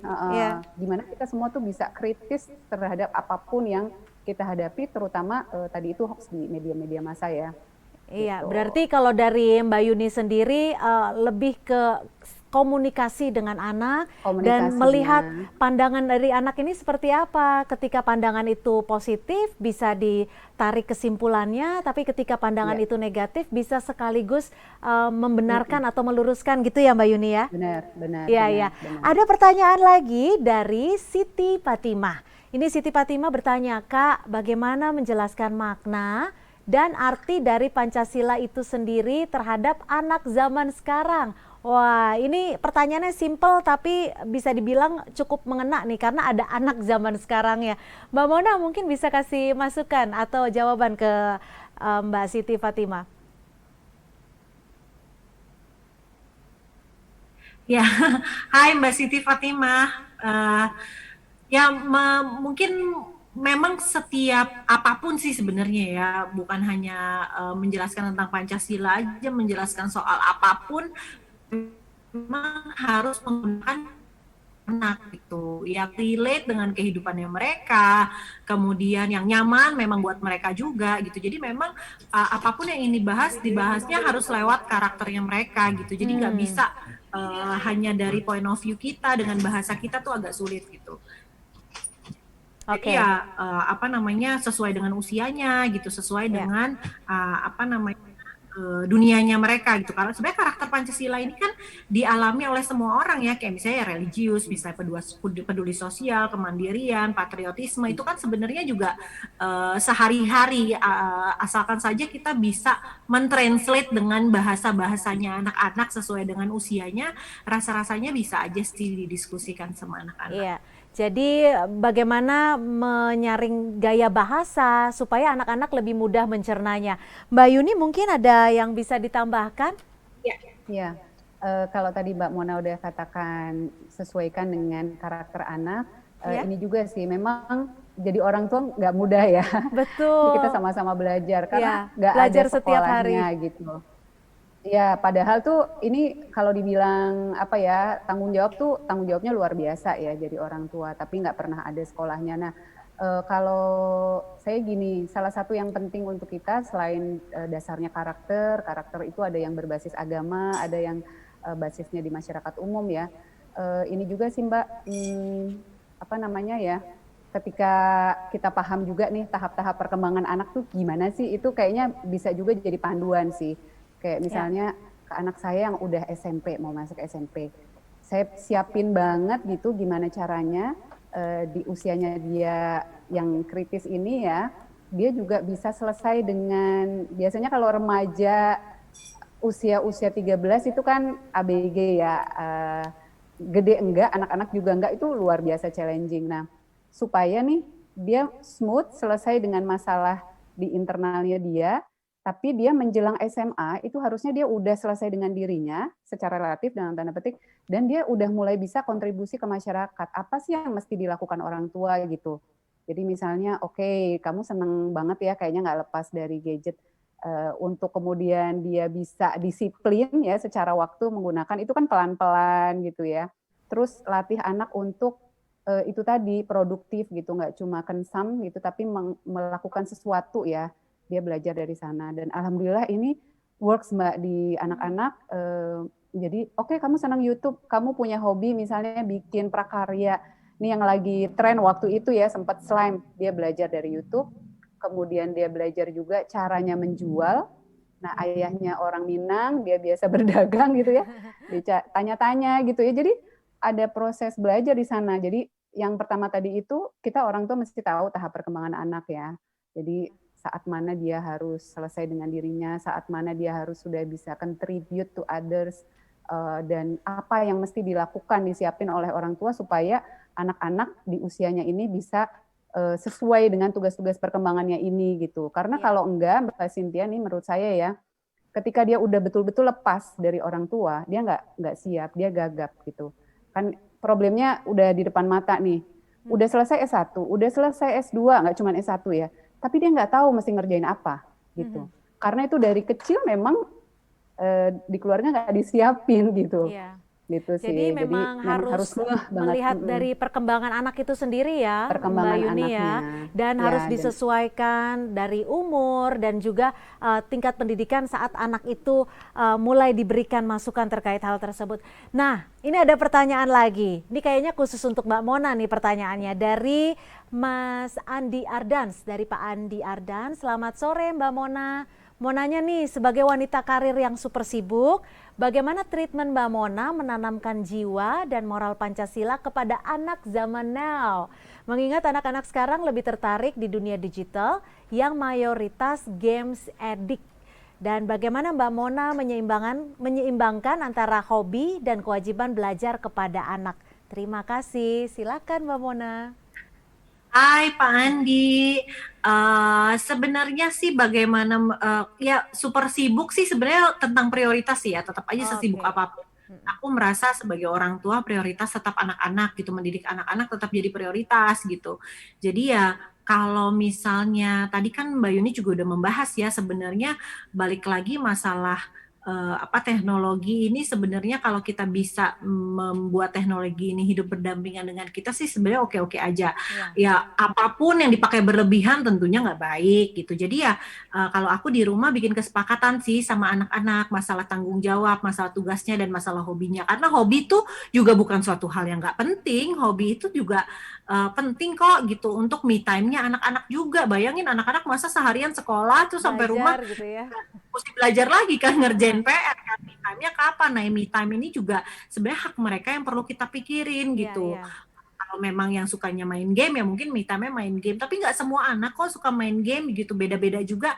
Kayak Nala gitu, anakku yang umur 8 tahun sukanya dance gitu. Cuma ya paling kita kesepakatannya kalau di rumah boleh melakukan hobi-hobinya asalkan tugas dan tanggung jawabnya udah selesai dulu. Jadi prioritasnya adalah selesaikan tugas tanggung jawabnya, PR semuanya udah selesai, terus udah mandi, apalagi nih misalnya kalau bisa ada yang punya mesti les, bisa ada les musik atau mungkin ada ngaji dan lain sebagainya, semuanya tanggung jawab udah selesai, baru deh boleh melakukan hobinya. Dan tentunya ada batasan lagi, misalnya kalau di keluarga kita batasannya main gadget sampai jam 8 malam, supaya jam 8 malam gadgetnya ditaruh, proses sebelum tidur bisa ngobrol-ngobrol dulu gitu, itu kan kebutuhan di keluarga gitu. Tapi ya ayah boleh hobinya boleh banget, tanggung jawabnya juga berjalan, tentunya ada kesepakatan sih di dalam keluarga. Gitu. Iya, lagi-lagi diajak diskusi anak itu ya Mbak Mona ya, dan jangan lupa untuk membagi ataupun memprioritaskan mana yang lebih penting tanpa meninggalkan hobi ataupun kesenangan anak yang positif ya Mbak Mona. Betul sekali, gitu sih ada di keluarga. Betul. Ada lagi pertanyaan dari Imah dari Jakarta. Saya mau bertanya, bagaimana pendapat Mbak Mona mengenai anak yang pintar akademi tetapi tidak punya adat sopan santun? Karena kita tahu banyak anak zaman sekarang yang miskin akan sopan santunnya. Boleh langsung aja Mbak Mona? Ya, sebenarnya masalah sopan santun, masalah kepedulian ini kan nggak muncul serta-merta ya. Memang walau bagaimanapun harus dipupuk dari anak-anak ini kecil gitu, harus dibiasakan setiap harinya. Dan kalau misalnya sudah dibiasakan tapi misalnya anaknya juga belum paham, ya kita sebagai orang tua harus tetap konsisten sih membiasakan apa yang ingin kita biasakan, misalnya apakah sopan santun dan lain sebagainya gitu. Tapi jangan lupa juga untuk menanamkan ke anak-anak bahwa misalnya kita harus sopan sama orang dewasa, ya betul juga sih, tapi kan anak-anak juga mesti punya alarm nih, karena nggak semua orang dewasa juga berniat baik pada kita gitu. Jadi anak-anak juga mesti punya apa ya, mesti tahu juga bagaimana cara melindungi diri gitu ya, ketika ada orang dewasa yang juga bersikap nggak oke gitu terhadap anak kita gitu. Jadi ya balik lagi, apapun yang ingin diajarin ya, termasuk adab dan sopan santun, memang harus diajarkan sejak dini, sejak kecil, dan dibiasakan terus secara konsisten sampai dia besar, jadi tumbuh jadi karakternya anak-anak itu sendiri. Ya, jadi kebiasaan tanpa meninggalkan apa yang menjadi perkembangan zaman saat ini ya, mengingatkan tingkat kriminalitas juga tinggi, berbeda mungkin sama dahulu kala yang kriminalitasnya masih rendah, sopan santunnya masih bisa lebih fleksibel gitu ya, tanpa meninggalkan perkembangan zaman gitu ya Mbak Mona ya. Betul sekali. Ya. Ada pertanyaan lagi, selamat sore, saya Sona. Bagaimana pola asuh yang tepat bagi anak yang broken home dengan latar belakang keluarga yang berbeda? Kebetulan anak diasuh secara bersamaan dengan waktu yang bergantian. Bagaimana cara menerapkan nilai-nilai sosial dan situasi yang seperti ini? Mungkin kita ke jawaban Mbak Yuni dulu ya. Silakan Mbak Yuni. Ya, makasih Mbak Cynthia dan penanya. Ini kalau mudah-mudahan kita nggak ngalamin ya, tapi kalau kita nggak ngalamin memang agak-agak challenging, dan ini lagi-lagi inspirasi dari temen ya. Perpisahan memang pasti bukan pilihan lah ya pada awalnya, tapi kemudian dipilih itu pasti ada suatu hal, dan ini yang mesti dijelaskan kepada anak gitu. Nah, kalau itu dilakukan dan lalu ada pembagian gitu ya, karena figur masing-masing nih, baik ibu, ayah nggak tergantikan. Jangan ayah terus atau ibu terus gitu, karena saling melengkapi sih figur ayah dan figur ibu. Kalau Mbak Mona lagi punya anak kecil kan di Sinuma, pasti berasa banget tuh mainan anak si bayi, si balita kalau main sama ayah pasti beda nih pilihannya kalau sama ibu. Itu kira-kira gitu ya. Jadi ada, pokoknya itu nggak boleh ini. Dan menurut saya harus ada juga figur penengah ya gitu di antara keduanya yang bisa memediasi ya, seburuk apapun kondisinya, dan sebaik-baiknya adalah keluarga inti sih, baik keluarga ayah atau ibu, supaya pengasuhannya tetap jalan dan syukur tetap positif gitu, meski situasinya pasti sama sekali nggak enak, terutama buat anak gitu. Dan sebisa mungkin kekurangan-kekurangan yang pasti dimiliki oleh anak ketika orang tuanya berpisah ya, itu kan kondisi keluarga nggak lengkap itu bisa gimana ya, tergantikan. Misalnya di keluarga ada adik laki-laki misalnya, atau demikian sebaliknya gitu. Kalau saya sih itu sih Mbak, jadi figur satu sama lain jangan dihilangkan sama sekali deh, atau bobotnya nggak imbang gitu. Porsinya Idealnya harus- sih begitu. Ya. Jadi meskipun sulit, sebisa mungkin harus ada porsi yang sesuai antara perhatian dari ayah ke anak ataupun dari ibu ke anak, meskipun memang kondisinya sudah tidak seperti sedia kala gitu ya Mbak Yuni ya. Benar. Dan Mungkin ini juga Mbak, ya. peran sekolah juga sih penting dalam hal ini ya Mbak, Iya. supaya anak nggak mengalami beban yang ganda gitu ya di rumah begitu, kemudian di sekolah apalagi. Jadi komunikasi dan kerjasama dengan sekolah juga penting banget sih Mbak, Iya. supaya tetap dikuatkan, didukung gitu, sehingga ya perkembangannya tetap bisa jalan, syukur bisa optimal gitu. Iya. Mungkin kalau dari Mbak Mona ada yang bisa ditambahkan terkait hal ini Mbak Mona? Aku sih setuju sama Mbak Yuni ya. Sebenarnya kalau aku kan memang tidak pernah mengalami perpisahan ya. Jadi mungkin untuk hal itu aku juga kurang paham. Tapi aku setuju banget. Aku cuma mau highlight aja yang sudah disampaikan Mbak Yuni. Walau bagaimanapun figur orang tua itu ada dua. Jadi bukan cuma hanya ibu saja, tapi ayah juga mesti berperan turut berkontribusi terhadap asuh didiknya anak-anak, tumbuh kembangnya anak-anak gitu. Dan alangkah lebih baiknya ketika ayah dan ibunya sama-sama kompak dalam pola asuh didik itu sendiri ke anak-anak. Karena banyak juga yang serumah tapi ayah dan ibunya nggak kompak. Karena aku juga sendiri dulu pernah mengalami sama suamikunya maunya ngasuhnya gimana, aku maunya ngasuhnya gimana, jadi nggak matching gitu. Tapi ketika kita terus ketemu di satu titik gitu, kita bisa bikin kesepakatan, kita sama-sama kompak mengasuh dan mendidik anak-anak tuh jauh lebih mudah sih. Gitu ya, baik. Jadi memang peran kedua orang tua, apapun kondisinya, kalau bisa diselaraskan. Karena terkait hal ini adalah masa depan anak yang paling penting. Mudah-mudahan kita sepakat terkait hal itu. Ada pertanyaan lagi dari Afifah Putri. Halo, selamat sore. Saya Afifah dari Jakarta. Yang ingin saya tanyakan, bagaimana cara untuk memberitahu kepada anak untuk selalu percaya diri dan tidak takut untuk bullying, terlebih katanya Januari sudah mulai tatap muka di sekolah. Kebetulan anakku baru kelas 1 SD. Silakan Mbak Mona mungkin terlebih dahulu. Oke, Mbak Afifah ya. Iya, ini betul. Terkait percaya diri ini adalah perjalanan yang sangat panjang ternyata buat anak-anak gitu. Buat anakku yang pertama nih udah umur 17 tahun, itu pun masih sangat berjuang gitu ya menghadapi situasi terkait dengan percaya diri ini gitu. Ada masa-masanya anak-anak nih ya dari biasanya dari preteen ya, dia udah mulai insecure gitu ya, nggak percaya diri, aduh aku kurang apa ya, gimana ya gitu, kok aku nggak secantik temanku gitu, kulitku nggak seperti ibuku. Nah itu juga jadi masalah yang cukup luar biasa. Tapi ya memang itu nggak ada cara instan untuk menanggulanginya gitu ya. Kita cukup sebagai orang tua cuma bisa mendampingi dan memberikan support dan terus menyampaikan bahwa dia itu anak kita itu berharga gitu. Jadi terus memberikan kasih sayang. Kemudian kadang-kadang kita kan orang tua kan pengennya komplain aja gitu. Misalnya, kamu nih sejak pandemi gemukan banget nih. Nah itu ternyata sama anak-anak loh kata-kata Itu kita ternyata terserap ya.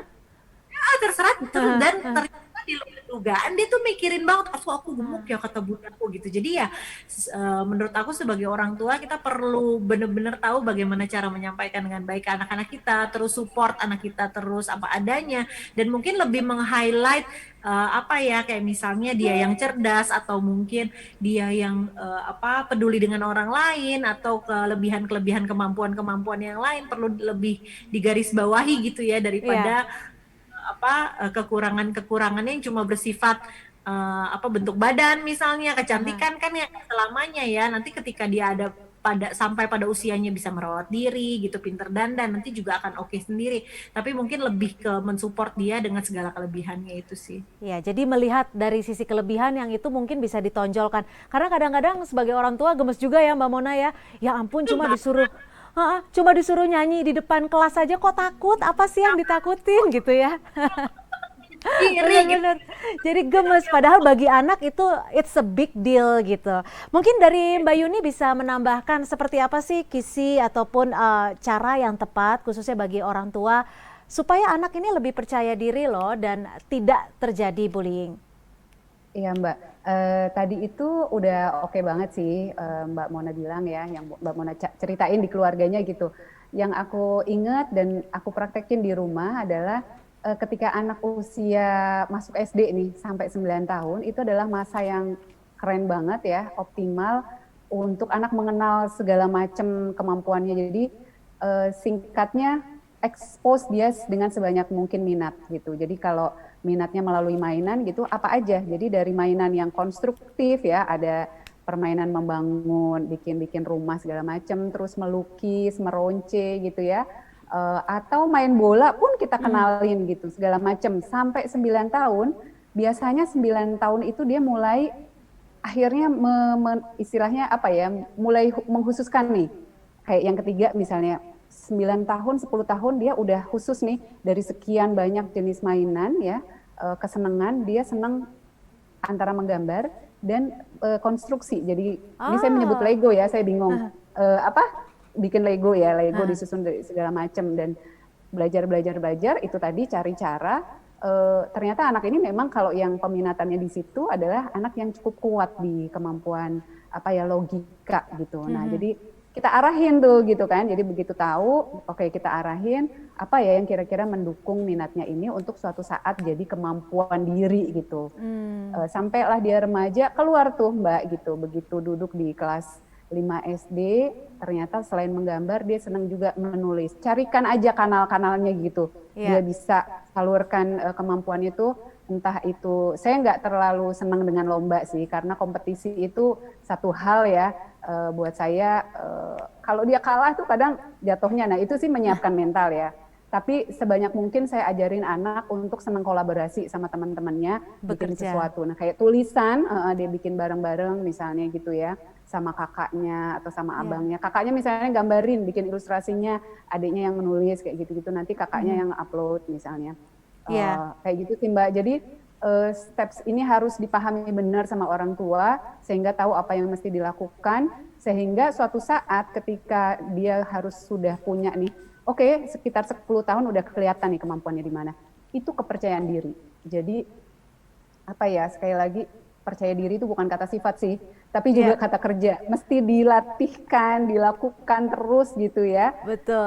Dengan kata lain, dengan kata lain orang tua juga harus jeli terhadap bakat dan kemampuan anak, karena bakat dan kemampuan anak ini bisa menjadi potensi kepercayaan diri mereka di masa yang akan datang ya Mbak Yuni ya. Iya. Nah, anak percaya diri biasanya tahu kemampuannya di mana gitu. Betul, ya, sepakat saya kalau itu. Nah, ini ada pertanyaan lagi dari saudara Mia Marliana. Bagaimana tips menumbuhkan pribadi yang jujur di lingkungan? Contohnya saat banyak teman-temannya yang menyontek. Nah, ini dia nih, jujur itu terkesan mudah tapi dalam pelaksanaannya sebenarnya susah-susah gampang. Mungkin dari Mbak Yuni terlebih dahulu? Iya Mbak. Lagi-lagi dari awal sih ya, nilai-nilai kejujuran apapun itu memang harus dari sejak dini. Kalau konteksnya kejujuran mungkin ketika anak udah bisa ngomong ya, sudah mulai senang berteman gitu ya. Jadi bukan instan. Nah, kemudian dia mulai menginjak bangku sekolah ya, yang kita ketekankan ke anak-anak, ayah bunda tidak menginginkan anak yang cemerlang secara akademik. Bahwa nilai kamu bagus, artinya itu bukti kamu memang serius dan semangat belajar. Tapi itu bukan satu-satunya. Yang terpenting adalah itu hasil kerjamu sendiri, ya kan? Kalau memang harus kolaborasi, silakan. Tapi ketika kamu harus mengerjakannya sendiri, apapun hasilnya itu yang terbaik gitu. Jadi kejujuran itu bukan main di keluarga kami, Mbak. Jadi itu terpenting. Sekali dia ketahuan misalnya, tadi misalnya Mbak Mona bilang ya, kita terima gitu. Pernah sih kejadian gitu. Nah, itu mesti ada sikap-sikap tertentu. Kenapa ya gitu? Jangan-jangan perlu nggak kalau menurut Mbak Yuni ada punishment ataupun hukuman kepada anak agar anak tidak melakukan ketidakjujuran lagi di lain waktu?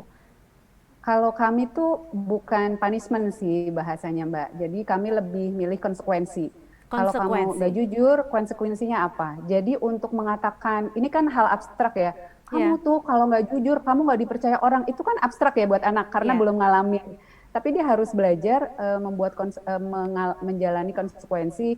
Misalnya ketika sekali ketahuan nggak jujur gitu ya, maka oh gitu ya, aduh tahu nggak sih kalau ini pesan saya gitu ya, iMessage gitu, itu disampaikan, Bunda sedih banget loh tahu kamu nggak jujur, tapi ya nggak apa-apa sih, Bunda seneng akhirnya kamu jujur mengatakan walaupun sebelumnya belum bilang gitu kan, tolong jangan diulangi, tapi karena ini udah terjadi dan kamu tahu kan kejujuran itu penting banget loh di keluarga kita gitu, jadi selama seminggu ini kamu mohon maaf ya, karena misalnya ketidakjujurannya terkait gawai gitu ya, atau HP.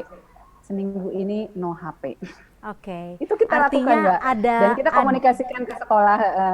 Ada konsekuensi yang bisa dikatakan masih masih sesuai, bukan sifatnya punishment, tapi hanya membuat efek jera terhadap anak itu sendiri ya Mbak Yuni. Dan dia belajar Mbak, resiko dari suatu perbuatan yang melanggar kesepakatan bersama. Iya, Mbak Mona mungkin ada yang bisa ditambahkan, karena kadang-kadang banyak orang tua yang secara tidak sengaja justru mengajarkan ketidakjujuran.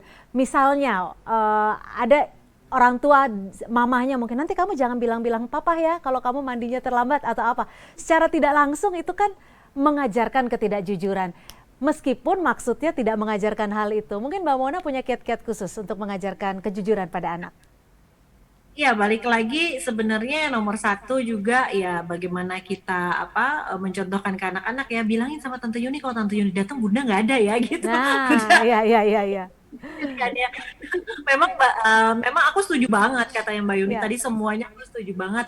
Memang sudah harus dari kecil, sehingga kalau misalnya udah jadi pembiasa dari kecil, ketika dia mau nggak jujur dia ngerasa resah kan ya, karena nggak terbiasa gitu. Betul. Biasanya gitu, terus tiba-tiba pengen bohong, itu pasti akan ngerasa resah. Jadi harapan kita walaupun dia mencoba-coba berbohong, tapi lama-lama dia akan ngakuin juga. Anakku yang pertama pernah tuh kayak gitu, dia mencoba berbohong, terus ujung-ujungnya dia nggak bisa tidur. Jadi nggak enak sendiri ya. Bunda maaf ya, jangan marah Bunda, aku takut banget Bunda marah makanya aku bohong. Akhirnya dia jujur gitu. Oke. Kaget banget memang dengan kejujurannya, karena kejujuran tuh kadang-kadang pahit loh. Sebagai orang tua juga menghadapinya tuh, aduh gimana ya gitu.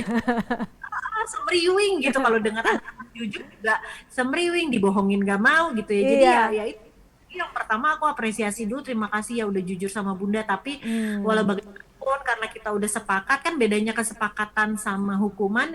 Kalau hukuman kan nggak ada kesepakatannya, tiba-tiba kita ngasih hal yang nggak enak sama dia, misalnya gadgetnya diambil seminggu gitu kan, buat dia kan nggak enak.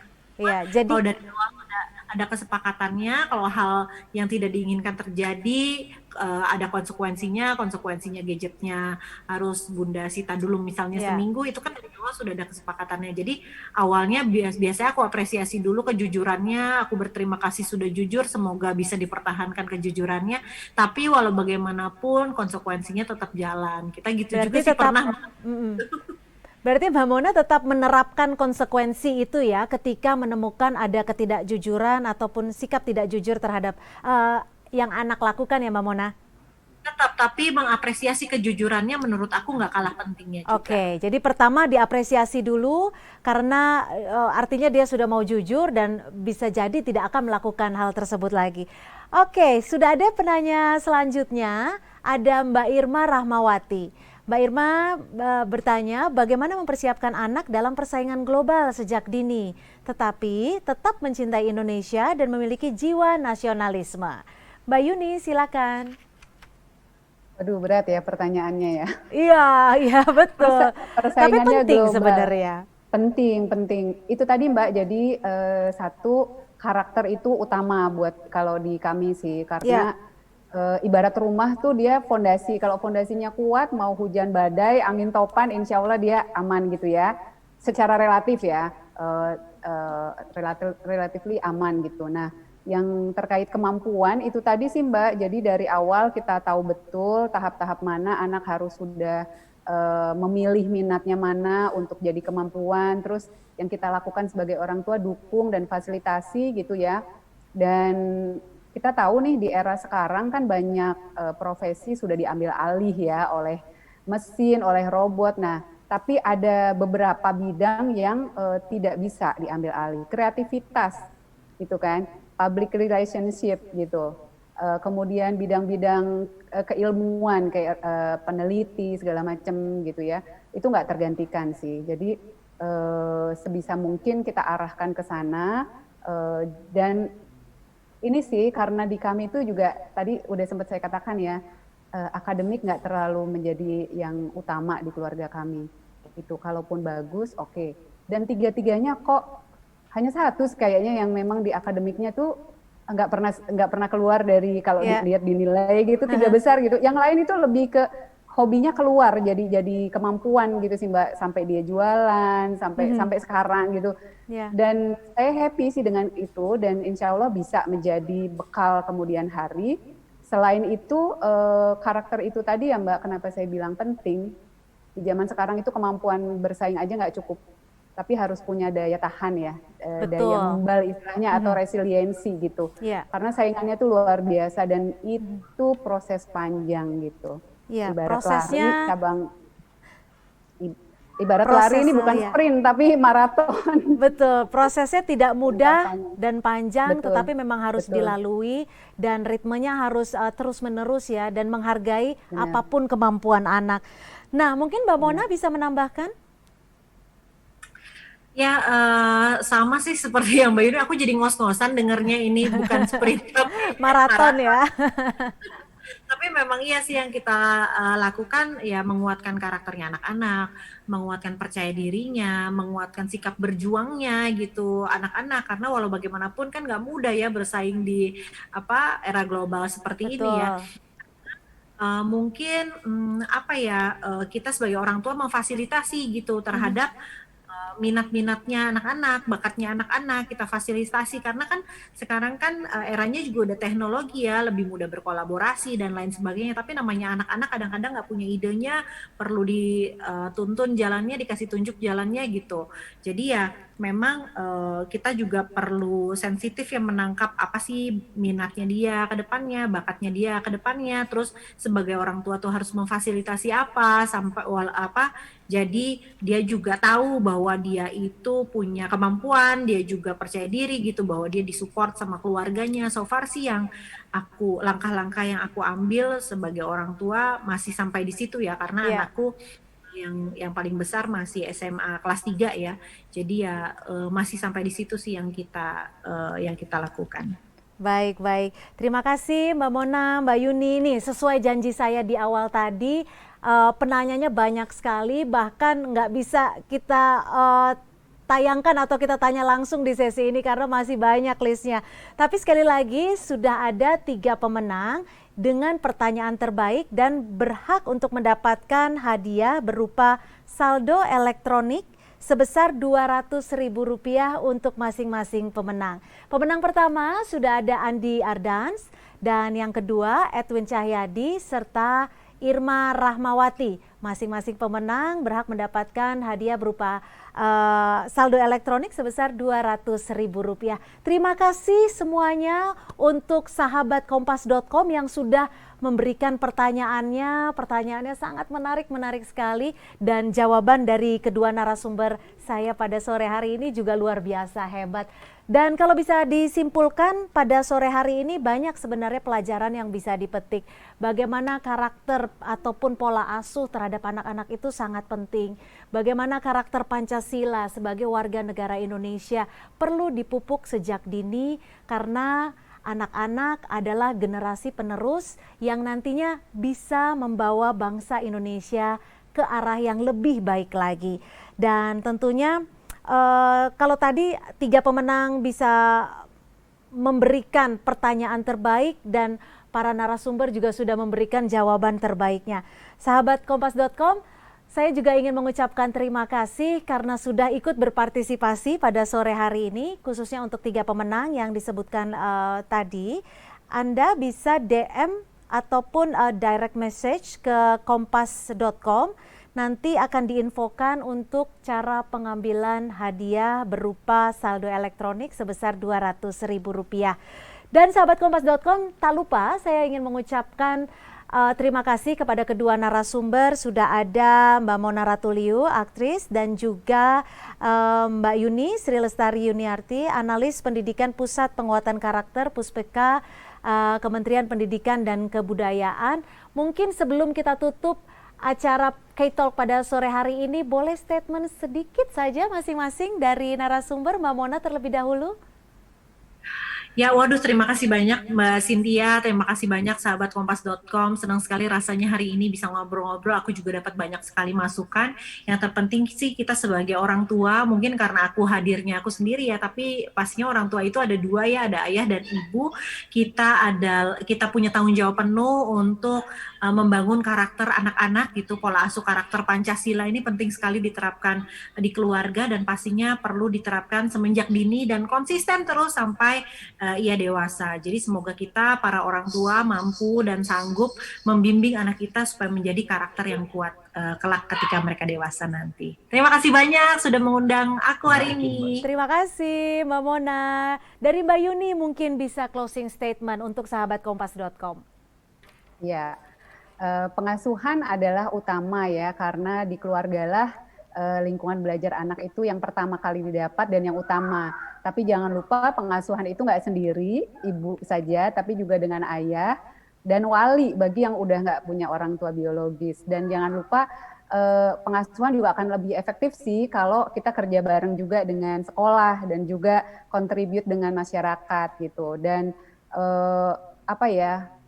profil pelajar Pancasila nih ceritanya adalah profil pelajar yang sebenarnya tuh tadi dikatakan bisa nih kalau dimiliki oleh semua saja warga bangsa Indonesia bisa bersaing di era global, yaitu profil individu yang tidak saja religius tapi juga mandiri, gotong royong, bisa kolaborasi gitu ya, dan menghargai kebinekaan nih, toleran, serta kreatif dan bernalar kritis. Jadi dengan 6 profil itu tuh insya Allah siapapun kita sebut sebagai pelajar gitu. Saya pun pelajar meskipun nggak sekolah lagi karena kita terus-menerus belajar ya, bisa terus bersaing di era yang global ini. Terima kasih Mbak. Baik, terima kasih Mbak Yuni, terima kasih Mbak Mona atas closing statement-nya yang begitu bisa dijadikan contoh khususnya bagi para orang tua dalam mendidik anak-anaknya.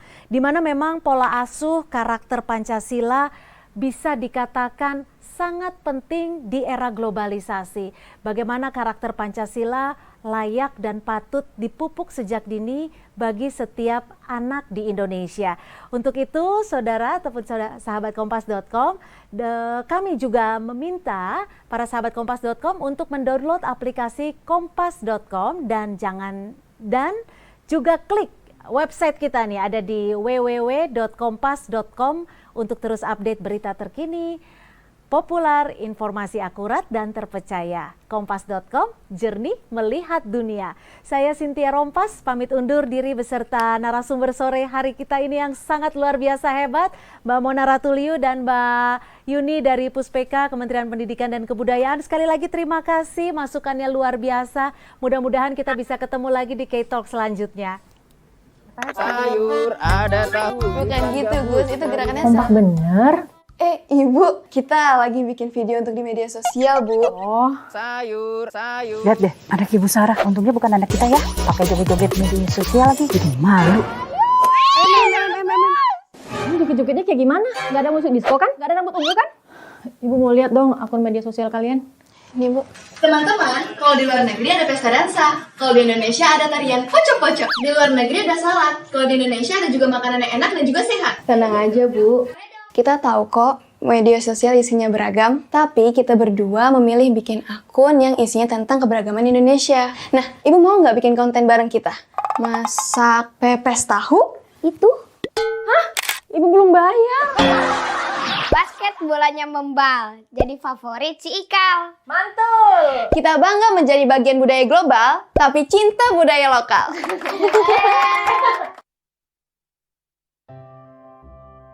Ayahku adalah seorang tukang roti. Di tengah masa pandemi, dagangan ayah tidak selaris biasanya. Tapi, ayah tetap berbagi kepada orang yang lebih membutuhkan.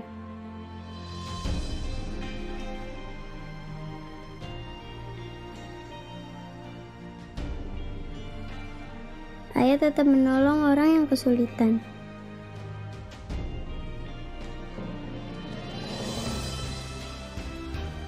Ayah tetap menjadi orang yang ramah kepada siapa saja. Dan aku sangat bangga dengan ayahku.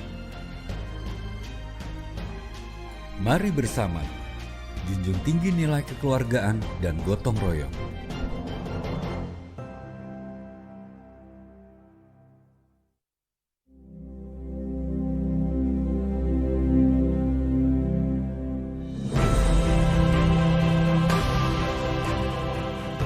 Persis seperti petani yang kerap gagal panen, namun tetap menanam. Persis seperti ibu yang selalu tulus mencintai, meski kerap dikecewakan. Tetap menanam, selalu tulus mencintai, adalah ungkapan kepercayaan lantaran melihat harapan. Apakah tidak akan dikecewakan? Tidak ada jaminan, karena kita bukan satu-satunya penentu masa depan.